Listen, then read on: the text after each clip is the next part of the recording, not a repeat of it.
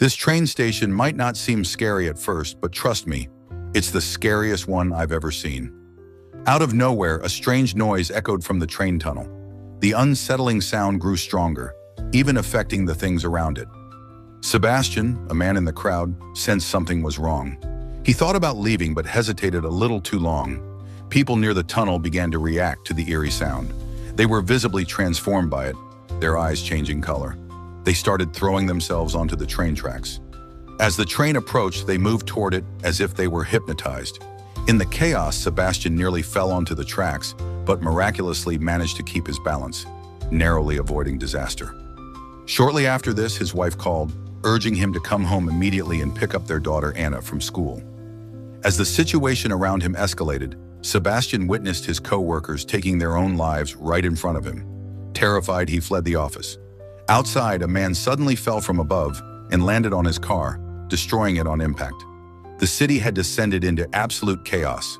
People ran in panic, vehicles sped out of control, and accidents erupted everywhere. Somehow, Sebastian managed to escape and rushed to Anna's school. When he arrived, he found the staff dead and the building in ruins. Fires burned through classrooms and children were frozen in fear. He grabbed Anna and shielded her as they made their way through the destruction. On the way, they passed a church where a priest stopped him. The priest told Sebastian that what was happening was a divine gift, a miracle. But Sebastian had no interest in miracles. He only wanted to keep his family safe. Without another word, he continued on. Outside, he finally spotted his wife. But moments after they were reunited, a speeding car came out of nowhere and struck her, killing her instantly.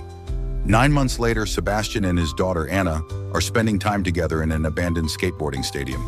Their peace is abruptly shattered when they hear a noise and flee, only to be ambushed by a group of blind robbers who steal all their food. Though hurt, Sebastian tries to fight back, but Anna stops him. Later, he thanks her, realizing the attackers were just starving and desperate. On the radio, a warning plays stating that strange aliens are outside, and everyone is advised not to look directly at them, as they can control minds and cause people to harm themselves. Sebastian and Anna cover their eyes and go outside. He approaches some strangers, who also have their eyes covered with cloth, and asks if they have any food, as he hasn't eaten in days. At first, they hesitate, but Sebastian tells them he is an engineer and knows the location of his company's generator, which can provide electricity and heat. Suddenly, the strange energy of the alien aura begins approaching them, so they decide to take Sebastian with them. They lead him to their secret facility, where many survivors are hiding. One of the men, Marcial, notices Sebastian's injury and tells him to see Liliana, a doctor who is also in hiding. She treats Sebastian's wounds and asks what happened. He replies that he got into a fight with some thugs. Later, she gives him food and all the survivors gather around a fireplace. A blind man begins to tell his story, explaining that the aliens nearly caught him, but he blinded himself with a knife and barely escaped. He also says the aliens mark their victims with a strange eye symbol on their foreheads. Later, when everyone is asleep in a bus, Sebastian suddenly starts the vehicle. Liliana asks him why he's turning it on, but Sebastian coldly says that everything will be okay and accelerates. The others wake up and try to stop him, but he grips the wheel tightly and drives faster, destroying the facility and everything in his path. Eventually, the bus crashes and flips over, injuring everyone. At that moment, the aliens arrive. Marcial, heavily injured, stumbles out of the bus and accidentally looks at the aliens. He immediately kills himself with a piece of sharp shrapnel. Liliana also steps out, trembling but keeping her eyes shut. Sebastian calmly tells her not to worry and forcefully opens her eyes with his fingers. She catches a glimpse of the aliens and dies. Another man sees the aliens and throws his cigarette into the leaking petrol from the bus, triggering an explosion that engulfs everything in flames. Sebastian sees the golden light of souls leaving the victims' bodies. It is then revealed that Anna is merely an illusion of Sebastian's mind. She praises him, calling him a savior, and tells him he did the right thing because now everyone's souls will be in a better place. Sebastian walks through a dark corridor and comes across several people crucified on a wall, their hands bound. Most are already dead, but one man is barely clinging to life. With his last breath, the man whispers that the creatures tormenting them are monsters from another galaxy and that they will kill everyone. But Sebastian, unmoved, quietly insists they are angels. He gently closes the dying man's eyes and imagines his soul drifting upward into the sky. Moments later, Sebastian sets off to find his next victims. He notices a woman entering a pharmacy with her eyes covered by cloth, like many others who've learned not to look at the aliens. She hears his footsteps and stops, asking who he is. She introduces herself as Claire. Sebastian begins repeating his usual lie, claiming he's starving and hasn't eaten in days, but knows the location of a functioning generator. Soon, two of Claire's companions, Rafa and Octavio, arrive with their two dogs. Suspicious, they argue against taking in another stranger, but Claire is intrigued by Sebastian's mention of the generator and insists he might be useful. Just then, the alien presence draws near, leaving no time to argue. They take Sebastian and flee to their hideout, which is a secured nuclear bunker. Inside, Sebastian meets the rest of the group. Among them are Sofia, a young German girl, and an older couple, Isabel and Roberto. Claire gives Sofia a piece of chocolate she had saved, lighting up the little girl's face with joy. Rafa and Octavio pull Sebastian aside, pressing him for more information about the generator. In Sebastian's mind, Anna warns him not to reveal the truth and urges him to lie and get them outside as soon as possible. He follows her advice and admits he made up the story about the generator. Infuriated, Rafa and Octavio prepare to throw him out. But just as they're about to remove him, Sofia intervenes, speaking in German. None of the others understand her, but Sebastian translates, claiming she said not to throw him out. This surprises the group because until now, no one understood Sofia or even knew where she came from. Curious and grateful, the group decides not to exile Sebastian and instead assigns him the task of learning more about Sofia's origins. Sofia begins to share her story, with Sebastian translating. She explains that she and her mother were going up a ramp when they heard shouting. Panic broke out. People were pushing and shoving. She saw people throwing themselves into a river. Somehow, she and her mother escaped and hid inside a van. While in the van, they heard a radio broadcast mentioning a safe place in the mountains. Hearing this, the group asks Sofia where it is. She doesn't know exactly, so she picks up a piece of chalk and starts drawing it. On the wall, she sketches a castle perched on top of a mountain. Claire suggests it might be Montjuic Castle. Sofia continues her story, explaining that she and her mother blindfolded themselves and left the van. But during their escape, she fell and became separated from her mother. She never saw her again. Overwhelmed with emotion, she begins to cry, and Claire gently comforts her, telling the others she found Sofia there and took her in. The group debates whether to head toward the castle. Sebastian argues that it's worth trying and that other survivors, and possibly Sofia's mother, might be there. He adds that they can't survive much longer in the bunker. Roberto disagrees, warning that it would be a suicide mission. However, when the group votes, the majority choose to go. Roberto reluctantly agrees. That night, Sebastian sees the shadowy presence of Anna again, who begins influencing him with her words. Under her manipulation, he quietly cuts the dog's ropes, planning for them to break free when chaos erupts the next day as the aliens arrive. As he predicted, morning brings turmoil. The aliens arrive and the dog's ropes snap, causing confusion. The moment the aliens appear, everyone relives their most terrifying memories. Claire is haunted by her brother's death. Sofia hears her mother's voice urging her to take off her blindfold. Just as she starts to reach for it, Octavio stops her in time.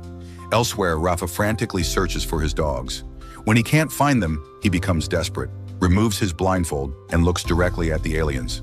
Instantly overwhelmed, he smashes his head into a car windshield, killing himself. Claire, still trapped in memories of her brother, sits holding her head in agony. Octavio tries to pull her back to reality and looks for a safe zone. Meanwhile, Roberto searches for Rafa, but is bitten deep on the arm by one of the dogs, now under alien control. Blood gushes from the wound. Octavio shouts for everyone to move toward the safe zone. He calls for Rafa but cannot find him. Claire painfully tells him that Rafa is dead. Hearing this, Octavio breaks down in devastation. Inside, Isabel tends to Roberto's wound. As she bandages him, Roberto mutters that he heard she cheated on him. Isabel insists it's not true and explains that the aliens are distorting his memories to weaken him emotionally. Later, Octavio explains that he believes the aliens may have come from a quantum realm. He theorizes that they change their form based on people's deepest fears and use those fears to control their victims. Claire opens up about her brother's struggle. He suffered from clinical depression, and despite being a psychiatrist, she couldn't help him. The guilt still haunts her. She turns to Sebastian and asks what he heard during the alien attack, but he cuts her off, asking instead where Sofia is. Claire prepares to look for her, but Sebastian gently tells her to rest and says he'll check on the girl. He finds Sofia sitting alone crying. He kneels beside her and offers her a locket, the same one he once gave Anna on her birthday. The scene shifts to a memory from 7 months earlier, on Anna's birthday. Sebastian kisses her and promises they'll celebrate soon. Back in the present, Anna's voice echoes in his mind, asking why he gave her pendant to Sophia. As he stands there, Claire walks in. Noticing something wrong, she asks who Anna is. Is she his wife or daughter, since Sophia's pendant has Anna's name engraved on it? She presses further, asking if it was Anna's voice he heard when the aliens arrived. Claire reveals she is a psychiatrist and offers to help him, assuring him she wants nothing in return.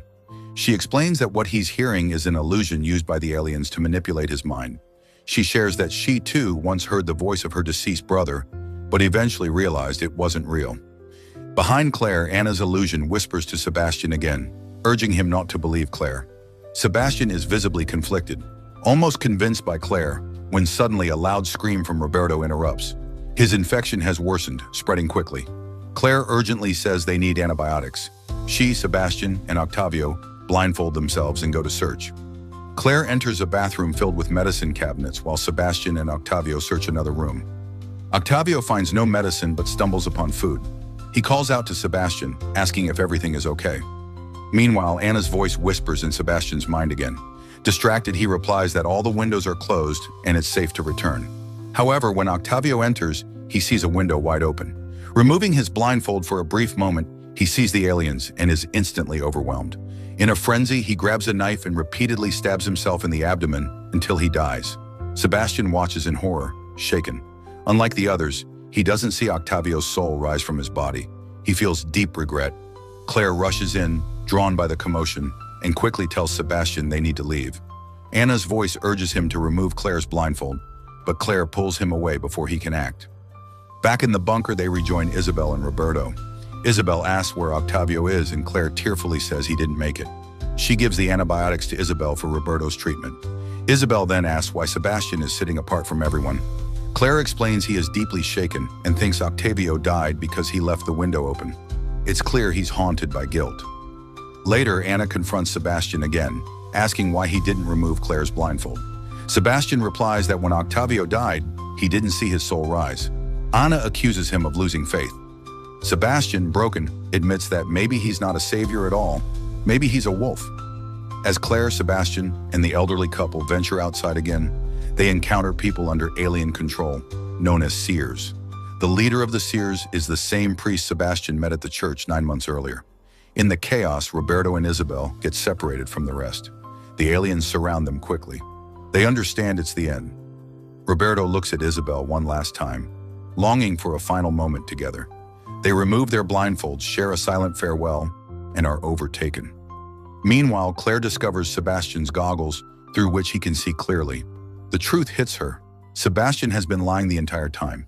He isn't just another survivor. He is with the aliens. She realizes he likely caused Octavio and Rafa's deaths and possibly many more. Taking Sophia by the hand, she moves away from him, determined to protect the girl. Sebastian continues to hear Anna's voice. She manipulates him constantly, whispering that only 2 more need to die for their reunion to be complete. Claire leads Sophia to the ceiling of the bunker. She tells her to keep her blindfold on no matter what happens, but Sebastian follows them. Claire tries to keep her distance, missteps due to her covered eyes, falls from the ceiling, and tumbles down the stairs, losing consciousness. Now Sophia stands alone in front of Sebastian. Anna's voice urges him to remove the girl's blindfold. He reaches out, nearly giving in, but emotion overwhelms him. He can't do it. He doesn't want to hurt Sophia. Instead, he embraces her. Something inside him changes. For the first time in a long while, he begins to feel human again. A flashback unfolds. 7 months earlier, on Anna's birthday, Sebastian is celebrating with his daughter. The joy doesn't last. The priest suddenly breaks into their home. He takes Anna and Sebastian to the rooftop. There, he smears ink in the shape of an eye on Anna's forehead and forces her to open her eyes. She immediately falls under the alien's control and throws herself off the edge. Sebastian is shattered. He tries to attack the priest, but then makes direct eye contact with the aliens. That single moment is enough. They take control of his mind. Anna's spectral form appears beside him, holding his hand, promising they will be reunited. Back in the present, Sebastian goes back to Claire and Sophia. He tries to explain, to express remorse. Claire doesn't trust him and keeps her distance. But Sebastian insists he was deceived. He truly believed he was chosen, but now he realizes it was all a lie. He only wants to help them survive. Unlike others, he can see the aliens clearly and remain alive. It's the only advantage he has. On the other side, the seers begin pursuing them. Sebastian leads Claire and Sophia away. One of the seers catches up and attacks him, pressing her fingers into his eyes to blind him. With a sudden surge of strength, Sebastian pushes her away. She falls and dies instantly. Without wasting time, Sebastian rushes Claire and Sophia into a car and drives toward the mountain castle. Along the way, he keeps seeing glimpses of Anna's shadow urging him to turn back, but he pushes forward. Eventually, they reach the base of the cable lift tower, the only route leading directly to the mountain where the army has established a safe zone inside the castle. He positions the car at the main entrance, blocking any path the seers might take. He helps Claire and Sophia out and then sets fire to the car by igniting its fuel tank. The cable lift is their final escape. As Claire and Sophia prepare to board, Sebastian tells them it's time to part ways. Claire urges him to come with them, but he insists on staying behind to delay the seers. Claire reluctantly says goodbye and begins the ascent with Sophia. During the climb, Sophia nearly slips through a gap and starts to fall. Claire reacts instantly, grabbing her hand. Realizing they won't make it otherwise, she removes her blindfold to help guide them, knowing the risk. Meanwhile, the priest arrives with his followers. Just as they reach the burning car, it explodes, cutting off their path. Enraged but determined, the priest calls out to Sebastian, claiming he has been chosen by the aliens for a higher purpose. He urges Sebastian to surrender, but Sebastian refuses. He tells them he is no slave to those creatures. Gripping a metal rod, he prepares for battle. With defiance in his eyes, he declares he doesn't believe in their false god. Meanwhile, Claire reaches the top of the tower and tries to start the lift, but realizes there's no power. She notices a huge bell, and a new idea strikes her. She starts ringing the bell loudly to attract the aliens. The sound draws them in, and their energy activates the chairlift. At the same time, Sebastian's mind begins to be overtaken by the aliens again. They try to convince him that the priest is here to free them all. Through the flames of the burning car, he sees the image of Anna standing in the fire. The vision nearly breaks him, but he forces himself to focus. The aliens close in on Claire and Sophia, attempting to take over their minds. Claire begins to hear her brother's voice again. Sebastian struggles against the image of Anna engulfed in flames, but tells himself she's gone. This is not real. With renewed resolve, he strikes the priest across the stomach with the rod. Sophia nears the edge of the tower and is about to fall, but Claire grabs her just in time. Claire then focuses on the chairlift, realizing it takes exactly 4 seconds for the doors to close. With that knowledge, she plans to jump at the right moment. Meanwhile, the priest attacks Sebastian, wounding him badly. Blood pours from Sebastian's body, but he refuses to give up. The priest mocks him, saying he won't survive. But Sebastian replies that maybe he won't, but Claire and Sophia will. He will sacrifice himself for them, for his lost daughter. Claire fights the alien influence, counting the seconds in her mind, and when the moment comes, she jumps onto the chairlift with Sophia. They reach safety. Claire silently thanks Sebastian. Meanwhile, Sebastian takes his final breaths. Anna appears to him in his last moments. She embraces him gently as he slips away. Claire and Sophia finally reach the safety of the castle. Soldiers escort them for an inquiry. The facility is large, filled with survivors. Sophia's mother spots her, and an emotional reunion follows. She thanks Claire for bringing her daughter home. Soldiers take Claire for an examination. A medical officer checks her eyes to ensure she hasn't been under alien influence. Claire says she isn't aligned with the aliens, but she explains someone from their side helped her reach safety. She also mentions that many others still need help. The officer then injects Claire with a chemical marker. Claire asks why. The officer explains it detects epigenetic changes that occur due to stress and suffering, changes that transform people into seers, individuals who can see the aliens without dying, but become controlled by them. Claire realizes this must have happened to Sebastian. When his daughter died right in front of him, his DNA likely changed, making him capable of seeing the aliens, but unable to die. That's why they turned him into one of their seers. The officer adds that if Claire has also become a seer, her blood could help create a vaccine. Meanwhile, in a laboratory, 2 army scientists use the blood of a captured seer to create a vaccine. They've tested it on rats, managing to keep them alive for 48 seconds after seeing an alien shadow. Now they've developed a new serum compound they believe can extend survival to a full minute. They test it on rats, but the experiment fails again, and the rats die quickly. The captured seer continues crying out, desperately wanting to see the aliens. And this is where the story ends. See you in the next recap. Thanks for watching.